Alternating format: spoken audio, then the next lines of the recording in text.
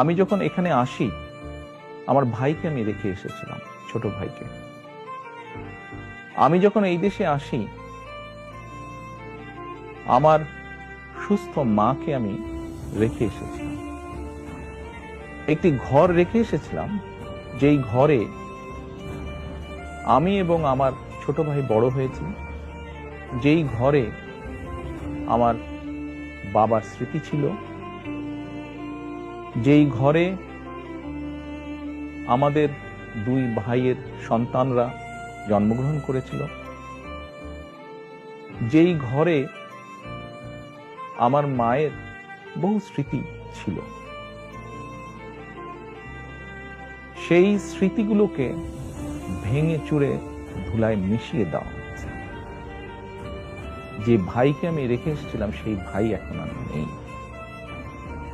যেই সুস্থ মাকে রেখে এসেছিলাম, সেই সুস্থ মা এখন সুস্থ নেই। শুধু অসুস্থই নন, ওনার উপরে মানসিক এবং শারীরিক নির্যাতনও করা হয়েছে। আমি আমার পরিবারের যে কাহিনী আপনাদের সামনে তুলে ধরলাম, এটিকে আপনারা কাহিনী বলুন বা সংগ্রাম বলুন, যেটাই বলুন না কেন, এটি শুধু আমার কাহিনী না বা আমার পরিবারের কাহিনী না।